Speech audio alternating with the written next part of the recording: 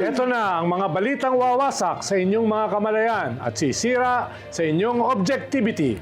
Senador Robin Padilla, na-graduate raw ng University of Prison, ang lalim ng hugot. Linyahan niya, pinagtitiisan lang niya tayo. Senador Lito Lapid nagsalita tungkol sa impeachment ni VP Sara Duterte. Ano naman ang kanyang say? Vice President Sara Duterte may madugong mensahe sa gitna ng kanyang impeachment trial. Matapos makaranas ng umano'y panghaharas mula sa mga rallyista, Yusek Claire Castro o Auntie Claire, makakasama natin mamaya fresh from Canada at may mga kasama siya. Auntie Claire? Anti-Claire. Nga nga. AI analyst na si Jean Pu, inalmahan ang pagkakatalaga kay Senator Chis Escudero bilang presiding officer. Luzon at Visayas, bardagulan na naman. Ako po si Ronald Llamas. Ug sa mga kababayan nato sa Mindanao, syukran. Ako si Lovely Granada at ito ang Bloodbath and Bludgeoning Show. Nagtitiis ako para sa inyo. Yan ang panumbat ni University of Prison graduate Senador Robin Padilla. Di wow. Sagot namin dyan, kami rin nagtitiis lang sa'yo.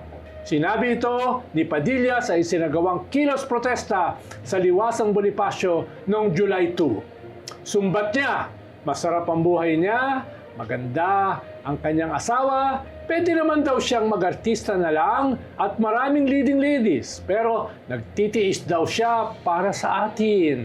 Mukha naman nagtitiis siya dahil imbis na mag-aaral ng batas, sa Google kumukonsulta tungkol sa impeachment trial ni Bibi Sara. Wow! Humingi po ako ng tulong sa Google kasi legal terms po ito. Hindi naman po ako nagtapos sa UP, hindi rin po ako nagtapos sa Ateneo, nagtapos po ako ng Criminology at UP rin sa University of Prison. Nagtitiis daw siya para sa atin. Nalulungkot ako para sa kanya. Ikaw ba, hindi mo naramdaman sa iyong balat ang kanyang mga sinasabi? Sa balat ko talaga. Oo. Ayoko siyang maramdaman sa balat ko. Hindi naman, sigurado ko hindi mo siya naramdaman sa buhok mo. Oo nga. Wait, bakit tayo naka-bludgeoning attire? Pinag-uusapan natin si Senator Judge Robin Hood Padilla. So dapat, meron tayong ito pala dating. yung outfit niya. Bakit ikaw Oo. nakaputi? Galing ako sa sauna bath. Kasi ano ka, unblooded. Oh, Yan. unblooded. Oo. Uy, may kanta ako. Hinanda akong kanta para Aba? kay Robin. Aba, oo, nanalo yan dahil sa kanta lang eh. No? Baka maging senator ka rin. No?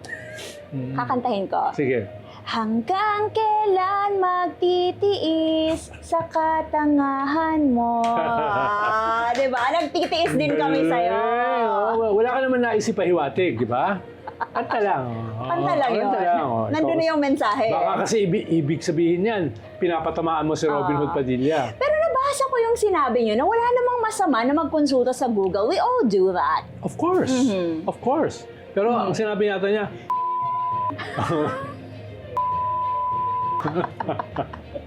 ako kasi ChatGPT, sorry ah.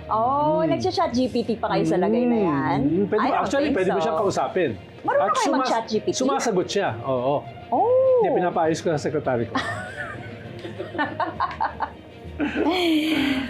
Man of few words, yan ang atake ni Senador Lito Lapid sa gitna ng impeachment trial ni Vice President Sara Duterte. Nang tanungin kasi ng press si Senador Lapid tungkol sa kaniyang preparasyon, sabi niya, handa siya.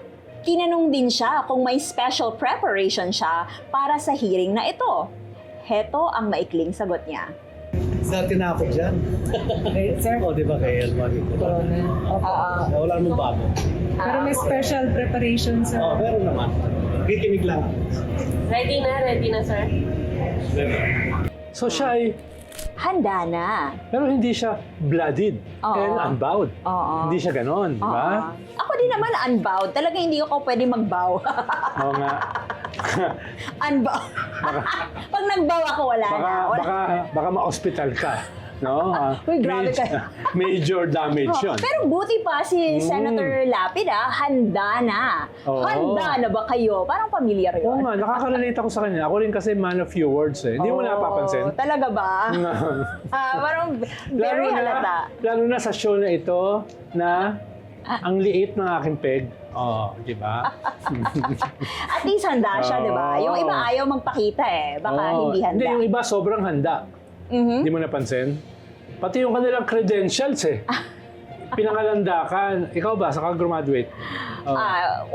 From my hometown, NDDU.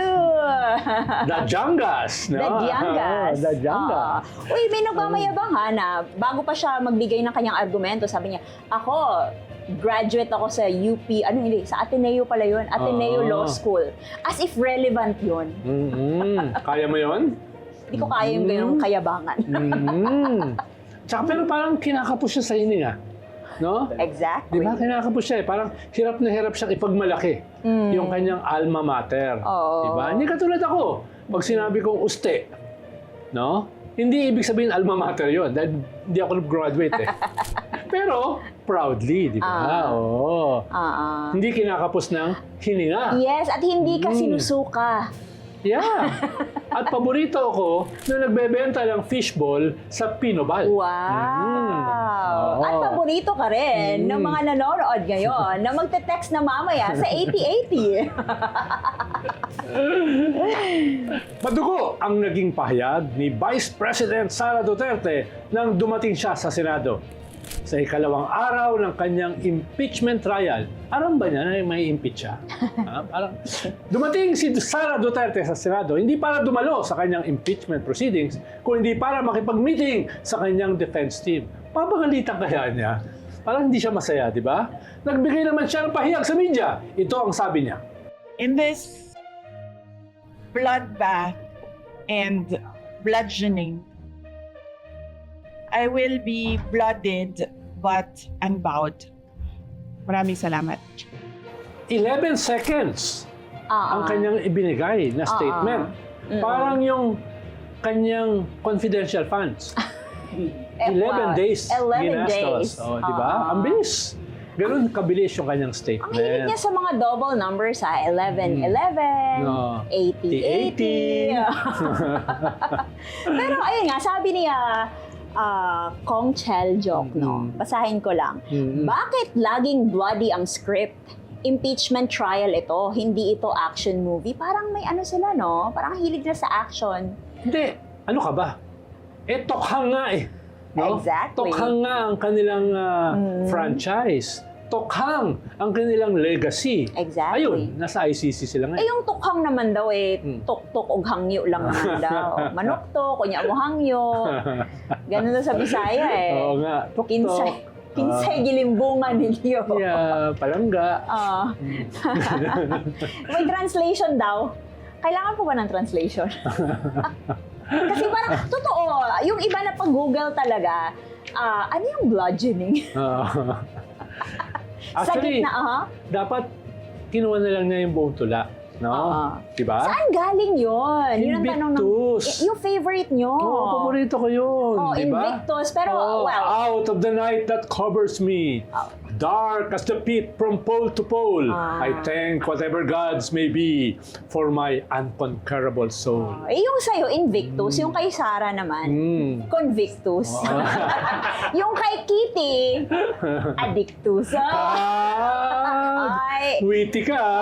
Witty ka. Uy, ibang Kitty yun Hello Kitty yun. Hello Kitty. Ganon. Meow, meow, meow. Problema kasi, sumikat yan lately. Matagal ng tula yan Pero sumikat yan dahil kay Nelson Mandela. Yes. Noong nakakulong siya ng 37 years mahigit sa Robben Island, yan yung kanyang laging binabanggit. Yan ang lagi na sa isip niya.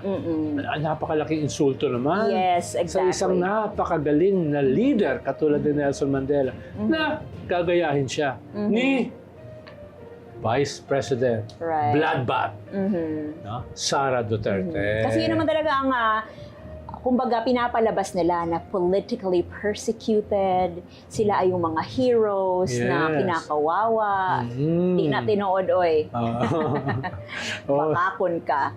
Liar. tignan lang niya yung hairdo mo. Alam na niya, ikaw yung kawawa. Eh. Nakita mo na yung sarili mo sa salamin? Actually, na-enjoy ko nga. Ang cute-cute ko. Subukan mo. Oo. Baka maiyak ka. Pero sa awa. hindi naman kasi ako yung tipong Alan Peter Cayetano na gustong-gusto makita ang mukha sa salamin. Tumitigil. Pag nadaan sa salamin. Oo. Di ba? Marami pa ang pangasar na balita sa pagbabalik ng The Lovely Show! By the way, also with the Ronald Llamas.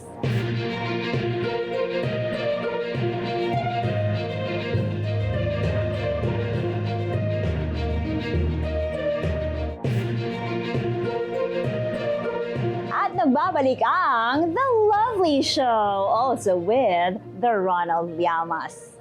Na-GG si Auntie Claire. Yan ay matapos umanong makaranas ng panghaharas sa ilang Pinoy na naabutan niyang nagra-rally sa Canada. Nangyari ito sa official visit ni Pangulong Bongbong Marcos sa Canada. Kasunod ng insidente, agad nagpatulong si Yusek Claire Castro sa mga pulis. Sagot naman ni Auntie Claire, hindi kailangan maging bastos kahit may freedom of expression tayo. Fresh from Canada, welcome to the Lovely Show, Yusek Claire Castro! Woo! May kasama ako. Oy, May kasama ako. hinatid ng mga DDS. Sambang sako ng gawgaw sa Quinta Market mo na pulot yung mga kasama mo, Auntie Claire. Ganyan pala. Ano siya nagsisinungaling? Oo. Oy, pinuri na po kayo ngayon. Oo. Nagkamali talaga sila nun. Oo. You must be doing something wrong. Oo, ganun ba? Pinupuri kayo ng mga DDS, no? Kumusta po? Okay naman. Sabi mo nga, fresh from Canada. So, fresh na fresh. Hindi naman kayo affected. Ba't Doon sa naman? welcome nyo. Ay, Oo. hindi. Pinuri natin na ako eh. Admitted na nagsinungaling sila eh. Oo. Sabi ni Senador Robin Hood Padilla, balat sibuyas daw kayo eh. Ay, Oo. teka lang. Baka dapat manalamin siya. Baka siya yung balat sibuyas. Correct. Diba? Parang si Shawi yung affected. Ganun ba? Nung inaway niya, si Senator Kiko Pangilinan. Wala naman tayong naisip pa hiwatig doon, di ba? Yun kasi yun eh. Diba? Oo, nagtaas daw ng boses. Konting di ba? sigaw lang. Medyo... Pero yun si Claire, welcome to the Lovely Show. Maraming salamat po at siningit nyo itong walang kwentang show. Ganun ba? Despite your busy schedule. Makasama ka lang eh. Hitik na. Kasama pa si Judge Ronald. Di ba? Okay ba ang aming robe? Yes. Bathrobe. Siya galing sa CR, ako galing sa Sonabat. Si Judge Lovely and Judge Ronald. Nakita ko yung pictures nyo kahapon. Saan? Dun Ano sa West Philippine Sea Mural Competition. yes. Ganyan kayo, West di ba? Philippine Sea. Oo. Ate nito. Kung di nyo alam, Auntie Claire, siya ay kasama doon sa convoy. Yes po. Sa Port Pag-asa Civilian at Mission. sumakay ng jet ski sa Sandy Cay. Ala, Hindi pumasok lang. mas nauna pa siyang mag-jet ski? Kadigong! Oo. Para ipagtanggol ang ating karapatan? Siyempre. Kasi kung dada yung totoo nag-jet ski ha, baka sabihin Parehas kasi silang tiga Mindanao. Kaya sabi nila, dapat itayo ang karangalan ng Mindanao. Dahil nung nagpromisa yung isang tiga Mindanao, wala nangyari. Kaya sila na yung pumunta. At pala yung tinawag sa mga naniwala sa dating nangako na mag-jet ski. Anong tinawag nila? Ano tinawag? May tinawag siya eh. Ano yun? Mga DDS? Ano? Stupid. Yung mga naniwala. Yung mga fishermen na yun talaga yung dahilan kaya siya sinuportahan. Tinawag niyang stupid. Stupid! Pinaniwala din ako nun. Talaga po ba? Stupid pala. Oh no. Auntie Claire, hindi ba gumuho ang iyong self-esteem? Katulad ko, Bakit? nung first day ng hearing sa impeachment, dahil nagtatapon ng mga pinang-graduatean ng mga paaralan eh. Oh, ganun ba? Oo. Ikaw ba, saan ka ba nang-graduate? Ako kasi hindi eh. Kaya, May UST ako. ako rin. Oh, stay. Pero kick out. Ganun ba? Hindi naman. Oo. Pero ano po yung nauwi ng gobyerno from Canada visit? Anong good news po? Okay, unang-una kasi, nung nagkaroon ng bilateral meeting with the Prime Minister, Carney, doon pa lang nakita natin kung paano ba winelcome ng Canada, yung Pangulo natin, yung bansang Canada. I saw ang Pangulo. Ibang-iba doon sa welcome sa inyo, ha? Ay, hindi ako winelcome nung ilan lang naman sila, mga 6. Na naka-megaphone, kaya maingay. At mukha talagang pinaghandaan para mamahiya, di ba? Pero pag pumunta ka sa Philcom, kung paano tayo tinanggap, saka yung Pangulo, talagang mainit ang pagtanggap kay Pangulo. Saka, sa lahat ng miyembro ng delegado na Grabe. dinala ni Pangulo. Sinamahan pa si BBM kumain sa Jollibee, di ba? Kaya Ano kaya kaya nag-trending yung Jollibee. Ano kaya in-order doon, no? O, yun pa rin. Juicelicious.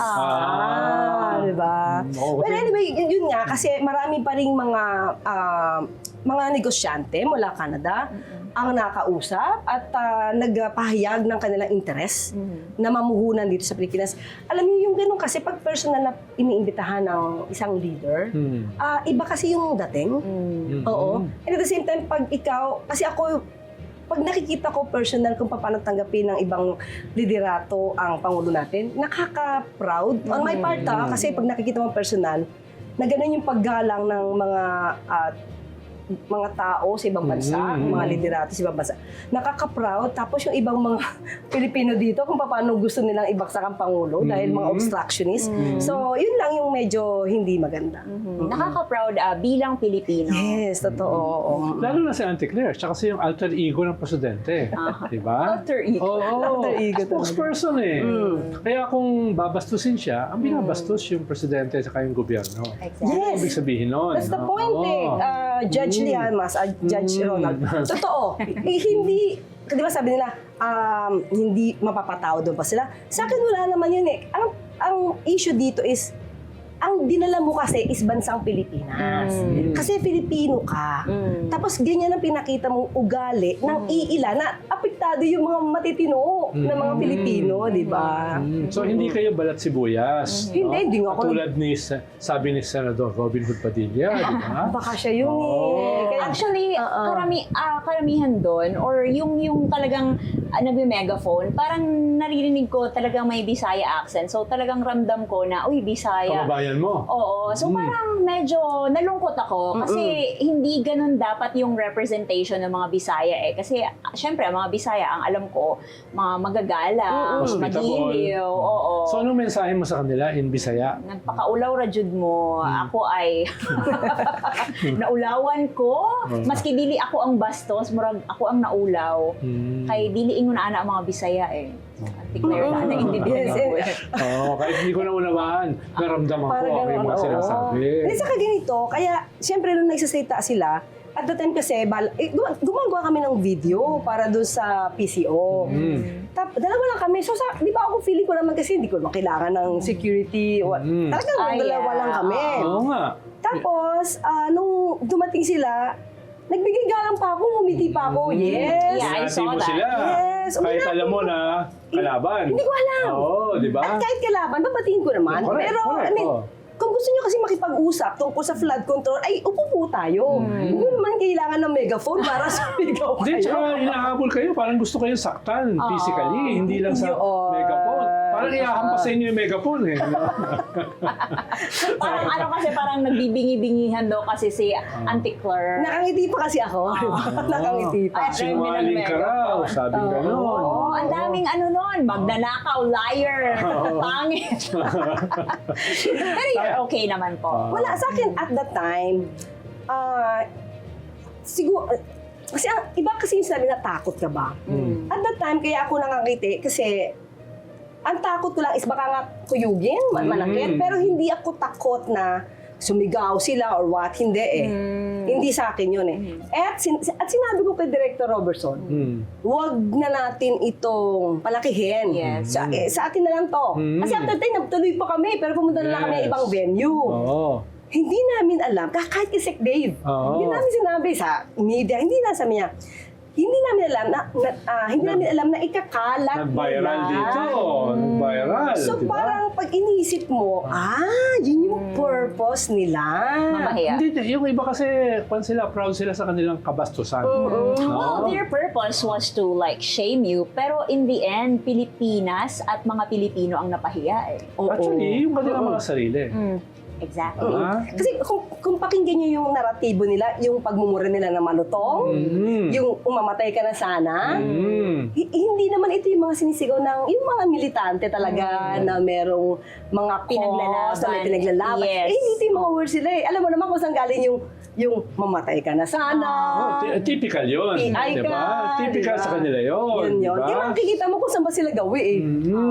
Sabi nga ni Attorney Congressman Chel Jokno ng impeachment, bakit puro madugo ang inyong mensahe? Mapayapa itong ginagawa nating trial. Bakit puro bloodbath? Ang Exactly. hilig nyo, di ba? Kaya ka ba kayo naka-robe? Oo, dahil feeling ko kami. Feeling judge. Oo, feeling judge. Mapanghusga. Akala ko kasi may bubble ba? Hindi, kasama na yun. Pantapat namin sa bloodbath. No? At bludgeoning. Dahil Bludgeoning. dahil nung napanood namin yung 3 araw, no? 3 araw ngayon, parang, ito na ba yun? No? Parang yung 2 senador na nagtanong nung simula. Yung isa napaka-patronizing. Para kang pinupuri, pero practically ininsulto ka. Yung isa naman na nagsimula sa credentialism, napaka-condescending naman. Mm-hmm. Pero nagtataka kami bakit siya inihingal. Di ba? Kaya Di ba siya sakit? Oo. Kinamusta ko actually. Oo Bakit nga. bakit siya hinihingal? Oo. Kumustahin natin baka magtampo. Oo, kamustahin mo naman. Oo nga. Mamaya tatawagan ko. Kamustahin ko siya. Oo. Dahil May yan, access ka? very athletic yan eh. Diba? Sa triathlon, di ba? Oo. Nag-Ironman competition yan, etc. No? Pero ayun na, natuwa kami kaya sinuot namin ito dahil feeling namin kung kaya nila, kaya rin namin. Kahit hindi kami mga abogado. Mga judger lang hindi, talaga kami. Hindi katulad ni Auntie Claire. No? si Auntie Claire. Graduate siya ng USTE. No? Habang ako ay drop out. Bakit mo naman, ikaw ay pinagmamalaki ng uste? Hindi, naalala ko lang kasi yung attorney Narbasa. Oo, tatay yata niya o lolo. Yung kaaway ko nun sa Uste din yun, di ba? Oo, nung nagtatayo ako ng student Yung council objection sa na UST. objection, yun ba Ang yun? kaaway ko yung tatay niya. Siya ang abogado ng Ustino. Hindi mo na inabutan niya, Auntie Claire. No? 1978. No? Oo. Si Chief Justice Narbasa. Yung kalaban ko noon. Ganun ba? Defending the administration. Oo. Anti-clear tayo ng anti-clear. Okay lang yun. I don't mind. Really. Ano gusto mo? Anti-Claire. Huwag naman antay. Yung mga DDS talaga, pag pinakinggan mo, yung sa Canada, sabi niya, oy, anti-clear! Anti-clear! Pero, bago ka kasi dumating, nagko-competition kami. Sino ang mas maraming galit sa amin? Yung mga DDS. Sa inyo? Pero nung dumating ka, olat kami, talo kami dalawa. Diba? Panalo po. Panalo kayo. No? Ang tanong ko nga nakakatulog pa ba kayo sa dami ng negative energies na binabato sa inyo? Parang The Conjuring, di ba? Yung, Ganun ba? Oo. Para bang tumataas yung balahibo mo pag nadidinig? Oo. Hindi ko sila, I don't mind them. Baka sila yung hindi nakakatulog, kaya ganyan lagi ang pintas nila. Right. I think sila yung hindi makatulog kasi puno ng hatred ang kanilang puso. Puno ng kadiliman. Ibig sabihin, binabangungot sila. Nasa isip nila si Auntie Claire. O imagine mo, nagtatrabaho ako, hanapin ba naman ako? Talagang hindi sila makatulog, Exactly. diba? Hinahanap nila ako. Pag nakita tayo nila ngayon, na ganito suot natin, tayo naman ang bangungot nila, di ba? Pero Auntie Claire, eto, nung nabalitaan kasi ng mga, syempre, mga Pilipino, yung dinala ng gobyerno after the Canada visit, may mga environmentalist and environment activists na nag-react. Paano daw po ba natin or maa-assure ng gobyerno na ang Canadian mining companies ay susunod sa ating environmental laws? Actually, nakausap ko dyan kasi doon si Secretary Cuna. Kasi sabi ko, definitely magiging issue yan. Pero meron silang ginagawa talaga na para maprotektahan ang ating environment. Hindi sila tutulog-tulugan para yung bansa naman natin ang masira para sa ganitong klaseng investment. Hindi. Sabi ko, dapat nating i-amplify kung ano man ang inyong mga projects. Kasi para yung mga kababayan natin na iyan ang talagang iniisip, masira ang ating environment, ay mapanatag ang kalooban na ito ang gagawin ng gobyerno para mapangalagaan din natin yung ating kalikasan. Especially nowadays, syempre, ang bilis kumalat ng misinformation and disinformation. Tanong ko lang din po, may mga IPs po ba na maaapektuhan kung sakasakali or madi-displace na naman? I don't think so kasi pinangangalagaan ng Pangulo ito. Hindi ito pababayaan talaga. Alam natin yung mga IPs nasa puso yan ng Pangulo. So, I doubt na maapektuhan sila. Nung nasa Canada kayo, lumabas yung report ng World Bank na tayo ay upper middle income country na. Diba? Pero at the same time, ayon sa SWS, yung self-rated poverty is more than 50%. Ibig sabihin, 52 daw ang tingin ng mga Pilipino sa sarili nila na mahirap. Paano balak yung ganitong klaseng pakiramdam at yung ganitong upper middle income level? Paano mo yan ididikit?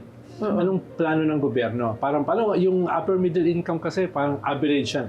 Pinagsama-sama para makita yung average na kayamanan ng bawat isang Pilipino. Pero ayun nga, hindi pa masyadong nararamdaman ng mga Pinoy. So, yan ang trabaho ng gobyerno para pag-ugnayin yung reality at saka yung perception. Diba? Actually, di ba, maraming intervention kasi ang ginagawa ng gobyerno. Let's face it talaga naman, lalo na nagkaroon ng crisis sa Middle East, na-apektuhan tayo, pero every time kasi na magkakaroon kami ng meeting, especially sa Uplift, ang laging utos talaga ng Pangulo, huwag niyong pabayaang mapatid yung supply ng fuel. Sabi niya, yung presyo talagang hindi natin yan makokontrol. Okay? Hindi natin makokontrol ang presyo, pero dapat siguraduhin nyo na yung supply ng fuel ay hindi mapatid kasi para tuloy-tuloy lang din yung nangyayari, yung negosyo. Diretso lang yung trabaho natin, pero definitely, wala tayong magagawa sa presyo. Imo-monitor lang natin yan. So, yun talaga yung utos ng Pangulo. At the same time, sabi niya, kailangan yung fertilizer, meron din tayong supply. Mahal, yes. Ito siguro yung mga utos ng Pangulo na kami-kami lang yung nakakarinig kung ano talaga yung gusto. Kasi dito nakikita ng media Pero yung mithiin ni Pangulo kung paano maibsan talaga yung impact ng krisis, talagang yun ang inuutos niya. Kaya sabi ko nga, si Secretary Sharon, sabi ko, mukhang wala ng tulog to. Tapos minsan nakita kami, sabi ko, Secretary, makikita kita, nai-inspire ako. Sabi niya, bakit? Kasi feeling ko, I'm full of energy. Wow. Samantalang siya wala na daw siyang energy. Kakatrabaho. Hindi, kasi talagang tinutukan niya yung supply ng fuel, yung kasagsagan nung giyera, yung gulo sa Middle East. So, ito yung mga intervention na sinasagawa, pero hindi natin masasabi na talagang hindi maaapektuhan ang iilan dahil sa mga nangyayari. Actually, hindi lang naman yung crisis yung nakaka-apekto sa ekonomiya natin. Let's face it, yung political noise, na sobra na ginagawa talaga nila, para intentional talaga mag-ingay, na nakaka-apekto ito sa ekonomiya. Yan yung mga pinag-uusapan namin na hindi lang yung crisis sa Middle East, pati yung sobrang ingay, yung fake news, nakaka-apekto po yan sa ekonomiya. Halimbawa, nung several months ago, nung nangyari yung Netflix miniseries sa Senado, may nakausap akong corporate Baril-barilan investors. ba? No, sabi nila, what's happening? Yeah. No, magpukan muna sila. Mag-withhold muna sila ng desisyon. Yes. Dahil gusto nilang makita. Dahil ang image, parang ang gulo-gulo natin. Diba? Parang Humpty-Dumpty. Buti na lang, na-resolve eventually. Pero alam mo naman yan, undeclared. Alam mo yung optics eh. Diba? Yan yung epekto, yung binabanggit mo kanina. Tapos parang sunod-sunod yung pag-amplify ng mga violence involving minors. Tapos parang pakiramdam ko, teka lang, bakit parang tuwang-tuwa kayo? Ito yung, ako basa ko lang to, no? Ito talaga, yung sa mga obstruction sa mga destabilizers, ito talaga yung ginagawa nila para pag bumaksak or pumangit man yung ekonomiya sa bansa, isisisi na naman nila sa Pangulo. When in fact, isa sila sa nagiging dahilan kung bakit nagkakaroon ng epekto sa ekonomiya. Nabanggit niyo, Auntie Claire, yung isang elephant in the room. Yung source ng langis na crucial sa ating energy regime, no? Napag-usapan ba yan sa Canada? Dahil ang Canada, ang biggest supplier ng langis ng Amerika. Meron bang ganun na pag-usapan sa bisita ni Presidente? Oo. Yes, meron. Kasi, kumbaga, nung napag-usapan sa bilateral meeting, sabi nga niya, ang sabi po ng bansang Canada, ni Prime Minister, ay gusto niya na maging daan din po ang Canada na maging partner ng ASEAN sa IT, sa energy, sa nuclear, energy. So, lahat ito ay nabanggit, pero syempre, sabi nga natin, ito ay, kumbaga, initial na usapan. Kaya nandoon yung iba nating mga miyembro ng gabinete para pag-usapan ng detalye kung ano yung pwedeng pasukin na negosasyon ng Pilipinas, ng Canada. Napag-usapan din ba dyan ang nuclear power? Dahil sa usapin ng modular nuclear power, mas abante ang Canada kaysa US. Nakausap natin dati. No? May ganun bang pag-uusap? Dahil posible kasing game changer yan. Nabanggit po siya. Nabanggit po siya. And at the same time, nabanggit din po naman siya sa Russia. So, nababanggit po ito at ito naman din po ay pinag-aaralan kung ano yung pwedeng magiging epekto nito sa Pilipinas, kung tatanggapin ba. Kasi ang unang concern din ni Pangulo dyan, nung una itong binanggit sa Russia is ang apprehension ng mga Pilipino ay dangerous ito. So sabi naman ni President Putin, yes, in general, sasabihin na dangerous, pero depende naman yan sa kung paano ito gagawin. Diyan kasi lovely sa modular, ang mga abante dyan ay France, Canada, US. Ang Russia medyo hindi pa masyado. Marami sila nuclear weapons. Nuclear. Ang weapon ng presidente, no? Pag merong aawayin, yung nuclear option. Anti-nuclear weapon. The Dragon Lady ang Malacanang, di ba? Exactly. Ay, teka lang, meron pala akong gusto liwanagin kasi nanood ako na isang episode nyo. Naku. Kasi sabi, Yusi Claire, Wow, pinapanood tayo. naghang. Naghang. Oh, yan. Yes, Oh. actually, ganito yan. I was very curious. Ano nangyari? Hindi ako yung naghang, yung teleprompter. Okay. Oo, kasi wala akong mabasa. So, hindi pala nila alam na wala siyang laman. So yun yun. Kaya dami nagtatanong. Dapat ko ma-explain. Sabi ko, Anyari, parang ganun. sabi naman ni Judge Ronald, ay hindi ako naniniwala na si Auntie Claire ang naghang. Sabi niya, yes, yung teleprompter nagkaroon ng problema. Yun nga yun. Pero hindi nyo rin po pwedeng sabihin na, uy, anong nangyari sa teleprompter? Hindi. Hindi ko alam at that time, kasi first time nangyari. Hindi ko alam kung sasabihin ko ba, may technical problem po ang teleprompter. I just waited na lang. Hindi rin po pwede mag-adlib. Siguro, lesson learned na yan. Siguro susunod pag ganyan nangyari, sabihin ko talaga. Kaya nyo naman mag-adlib eh. Kasi Kayo pa. before, sa Cebu yata kami, ang labo ng letters, yung maliliit yung letters. Sabi ko, pasensya na po, hindi ko talaga mabasa. Sinabi ko naman talaga. Pero Auntie Claire, may mga reactions kasi sa social media. Mga totoong tao ito, na nababasa ko. Sabi nila, parang pinipilit daw yung messaging na, kumbaga, improve na daw yung economic status ng Pilipinas. Pero hindi naman daw talaga nila nararamdaman on the ground. So parang feeling nila pinipilit lang yung messaging na yon. Actually, ganito yan, di ba? Sabi nga natin, kung nagkaroon tayo ng upper middle income, katulad niya, sabi niya naman, ito ay yung talagang economic growth, yung average. Pero hindi naman talaga sinasabi ng gobyerno na lahat ng tao ay nasa mabuti ng status ba, yung sitwasyon ng buhay.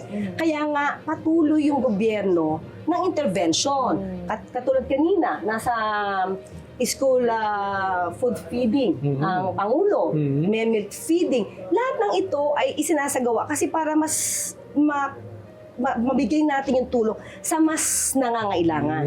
So, siguro, hindi naman din lahat, hindi nakakaramdam ng ginhawa. Meron naman din mga kababayan natin na kahit paano ay na-improve naman yung buhay. Paano niya re-resolve yung contradiction? Usually kasi sa normal political economy, pag mataas yung ating budget target. Tapos yung ating growth rate ay mababa, katulad ngayon, no? Mismo yung target ng gobyerno ay hindi naabot dahil nasa external factors, no? Usually contradictory yan sa isa't isa. Dahil lalaki ang inyong deficit, no? So, anong plano ng gobyerno para hindi mangyari yan? 7.2, 7.3 trillion yung proposed Yeah. budget. Ang problema, at least itong previous quarter, 2.7% lang yung growth. Ibig sabihin, malayo doon sa target. Kung ganyan yung agwat, tatamaan yung ating ekonomiya. Lalong lalaki yung deficit. Lalo na ngayon, yung mga nagpapautang, ang taas ng interest rates. Dahil nasa Iran Yeah. war, no? So, para Paano? yung upper middle class at yung perception ng tao na mahirap sila, para ma-bridge yung gap, no? Anong plano ng gobyerno? Kasi yan una, pang-priming. Pero yung isa rin kasi dyan, ay yung pinopropose ng mga katulad nila Solita Monsod, medyo taas na naman yung tax dun sa nakikinabang sa ganitong crisis. No? Yung may windfall, halimbawa, oil companies. Yan, nilabas na rin ni Secretary Garinhan eh. Baka pwedeng pag-aralan yung pagtaas ng buwis ng mga nakikinabang sa crisis na ito. No, dahil hindi naman lahat tinatamaan ng crisis may nakikinabang. Yan ba ay on the table? Actually, napag-usapan yan. Pero medyo may apprehension kasi yung economic team pagdating sa ganyan. Na ang itataas mo na tax ay yung, kumbaga yung mas yung medyo mayaman. Well tax. Well tax. Meron din daw kasing negatibo na pwedeng mangyari. So kaya inaaral yan kasi baka nandito nga sila, tapos biglang umalis na sila. Pag-aalisan sila, pati negosyo nila dali sa ibang bansa kasi ganito kalaki yung tax na ipapataw sa kanila. So, pinag-aaralan. Tama yun, pag-aralan lang. Pero marami kasi mga bansa na ginawa yan, pero hindi umalis. No, Sana hindi ganyan sa atin. Paano ang gagawin mo kasi, papawasan mo yung corruption para hindi sila umalis. Mas i-improve mo yung infrastructure. Kumbaga, merong iba silang pwedeng gawin eh. Ibang benepisyo para hindi sila umalis. Dahil karamihan kasi dyan, mga local investors din. Hindi yan foreign. Yung mga nandito ngayon. Kung gusto natin bawasan talagang corruption kasi ngayon, medyo marami nang natatakot at talagang hinahabol sila. Sana sa susunod na eleksyon, ang kunin nilang leader ay yung hahabol din sa Correct. Exactly. Correct. And definitely, that's not the person na bibigyan nyo ng mensahe ngayon. Yes. Pero going into the next presidential election sa 2028, no?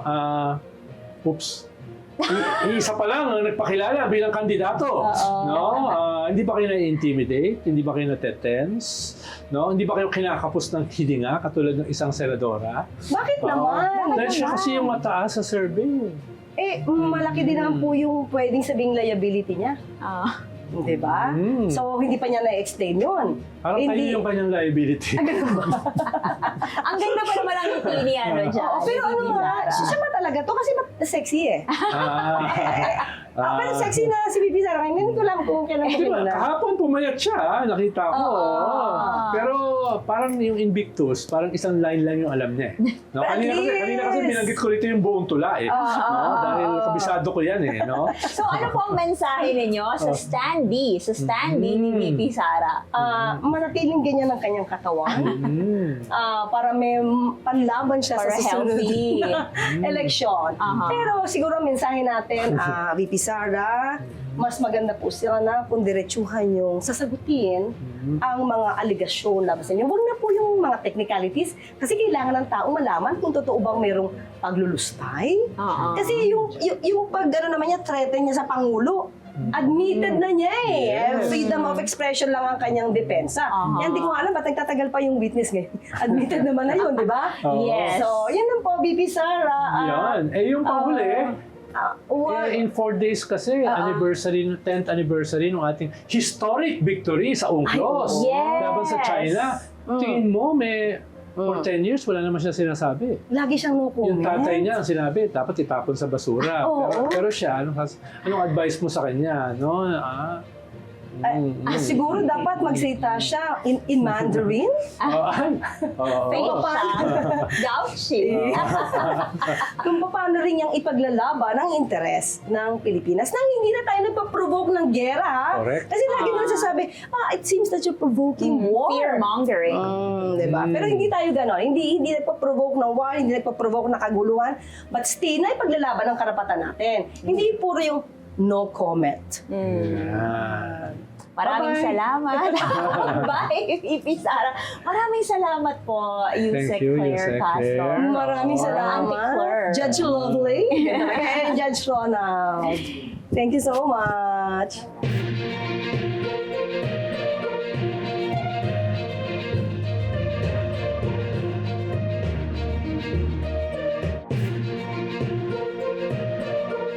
Sa ngalan ng patas na pamamahayag, nag-imbita tayo ng isang walang kwentang analyst sa kabilang panig.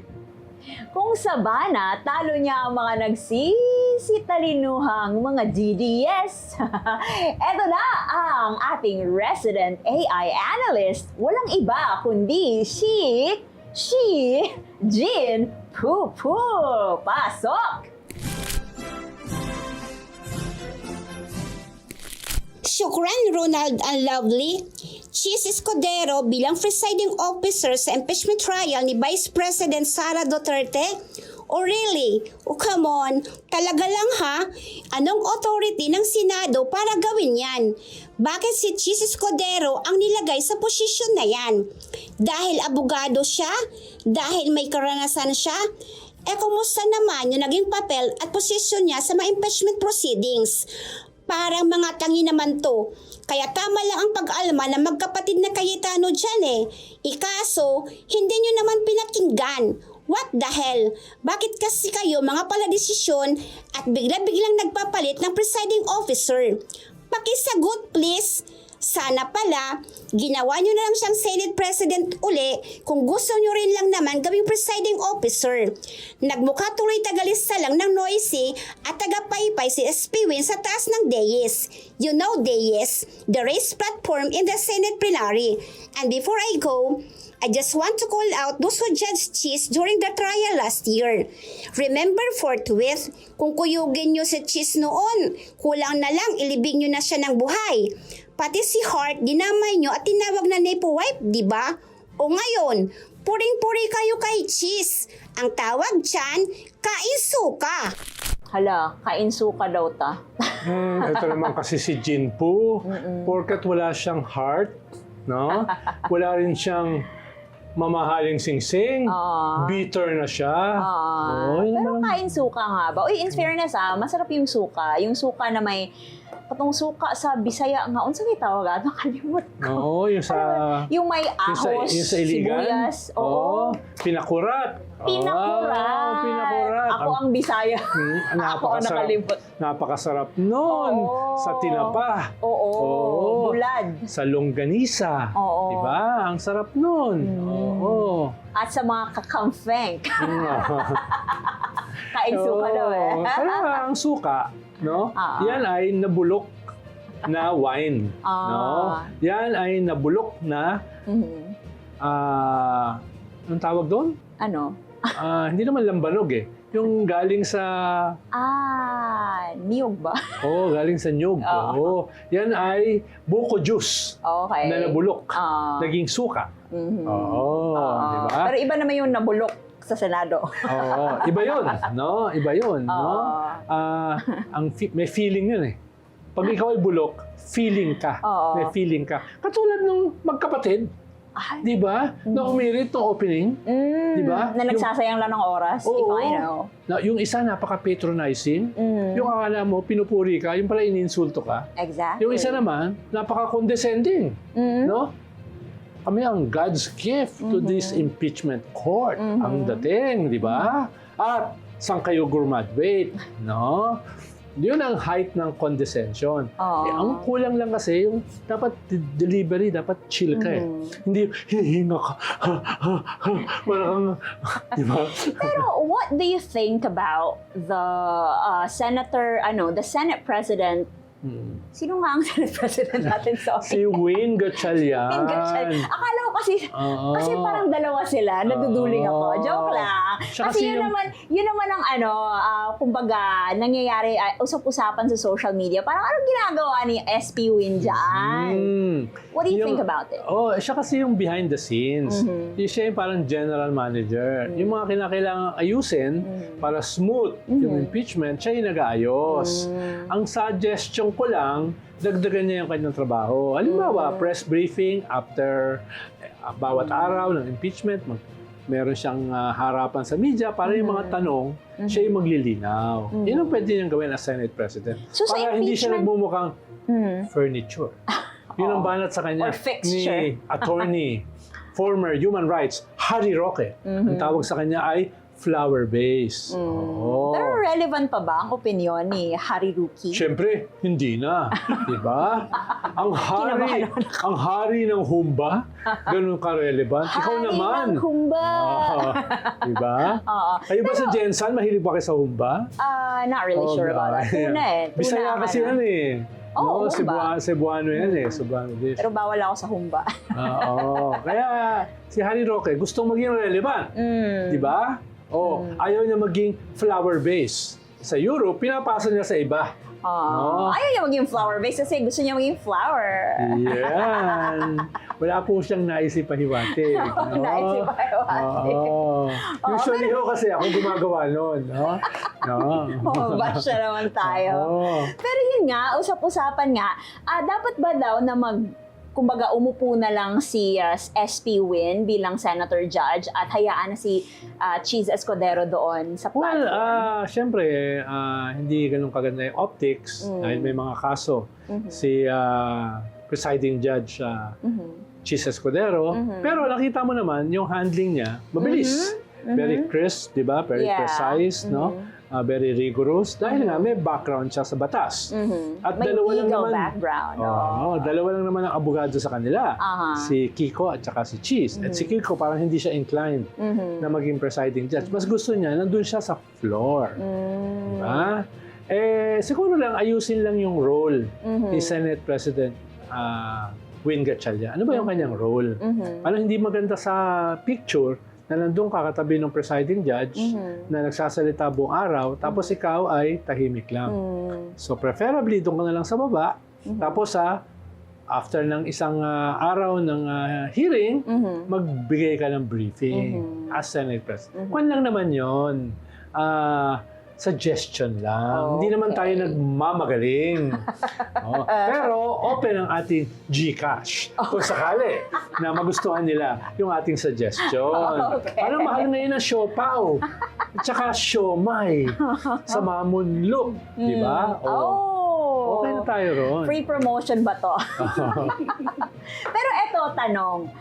Kapag ka Senate President, hindi automatic na presiding officer ka ng impeachment trial. Well, yung nangyari before, yung kay Corona, yung Senate President Mismo? ang naging presiding judge. Pero ang malinaw sa ating konstitusyon, kung ang Presiding judge presidente pala.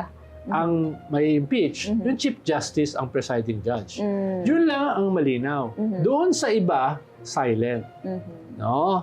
Ang sinasabi nga dyan, kung hindi naman structurally integrated sa ating fundamental law, pwedeng gumawa ng sariling rules ang Senado. Yun ang nakalagay sa konstitusyon. Na ang Senado, as a co-equal branch, can make its own rules. Yun ang ginawa nila. No? Naglagay sila ng presiding judge na hindi necessarily yung Senate President. At within their powers yan, according to the Constitution. Pero syempre, kailangan may kumontra. Ayan na sila, Atty. Torion, abogado ni Kibuloy, Yes. at saka ng iba pang mga DDS, ayun na, nag-file na sa Supreme Court. Yun na nga. Bakit kaya lagi na lang ganito? Ano ang implication yan sa ongoing trial? Ang implication niyan, wala. No? Dahil malinaw kasi na sa ating konstitusyon, yung Senado ang gagawa ng sarili ng rules. Yes. Ang problema, no, hindi yata sila marunong sumunod sa rules. Kaya tatakbo sila sa Supreme Court para ang Supreme Court ang gumawa ng rule dyan. Kasi parang nagiging habit na, no? Takbo sa Supreme Court, reject, Hindi, takbo kung- ulit. Hindi, kung lagi kang talo, no? Lagi kang nasa kangkungan, nawili. No? Kaya pupulutin na naman sa kangkungan yan. No? Kaya bigay mo na sa kanila yon. Ikaw naman. Ayaw mo pa ibigay yun eh. No? Oh. Wow, ang dami talaga nating natututunan from Itay. Ngayon naman, magbabasa muli tayo ng mga makabuluhang pula ng netizens. Labang ba sa atin? Vin Barassi, malayo pa ang November. Lumabas agad ang mga engkanto. Ano ka? Anong klase kang engkanto? Anong klase ba? Ako kasi tikbalang. Ano ka? Ang mga DDS ang tawag sa akin, Oo. Sigbin. Sigbin. Ano sigbin? Tiyanak? Parang ano siya, ewan ko, parang shape yata ng kangaroo. I'm not really sure about that. Basta Wala mga kangaroo sa Pilipinas. Baka tambaluslos. Oo. Sigbin. Di ba Bisaya rin yun? Tambaluslos? Oo, tambaluslos. Ayun. June Kabuhan! Ang walang hiya ng mga hayop na ito. Hindi sila nakagawa ng anumang bagay sa Pilipinas. Uy, nakagawa. Ang dami mo. Ikaw pa. Ang dami mong kaguluhang nagawa. At kalokohan. Oo. Ikaw rin. Ang dami mong Kabalbalan. kabalbalan na ginagawa. Oo. Ano ba to? The Puppet Show. Si Bernard de la Cruz. RK Punay, nag-wig pa. Oy, nag-wig. Nakikita niyo ba kami? Ngayon, tape ito Nag-wig pa kasi wala ng buhok. Kahit mag-wig, pirana pa rin. Uy, grabe na hurt naman si Sen Marcolettes. Ibig sabihin, pati ngipin ko, tinira na naman. Matalas eh. George Baribal. Akala ko Barubal. Puro mga abnormal ang host at guest dito. Of course! Hindi na ito normal. Di ba mga katulad natin ang kailangan ngayon sa ganitong klaseng mundo? In this, new normal, Yes. kailangan ng mga abnormal. Yes, oo. Driver sweet lover. Aba? Malabong di kayo magtago pag naging presidente si Vice President. Uy, meron ka namang exit plan? Wala eh. Wala, oo. Para ka talagang isang sumpa, no? Wala kang exit plan. Toots! Tux Papa Arellano. Nag-usap yung mga hikahos sa followers. Parang si Senator Piang, hikahos sa paghinga. No? Oo. Malone, nag-usap mga TANGA. Ha ha ha ha. Uy, You're kaya ako right. rito maliit lang ang peg ko. Anong tawag dito? The Lovely Show! Oo nga. Tuldok ka lang pala. Tuldok lang ako rito. Kaya hindi ako kasama dun sa TA, capital letter, TANGA. Bago tayo magpaalam, tayo ay magbubukas ng isang special text line para sa mga gustong lumabastangan sa amin. I-text lang ang inyong panlalapastangan at isend sa *8080 to all mga subscribers. At yan ang isang oras na mga pangasar na balita. Tandaan, ang pikon ay pangit. Kaya si Auntie Claire maganda. Ako si Ronald Llamas. At ako si Lovely Granada. Mauni ang The Lovely Show! By the way, also with the Ronald Llamas.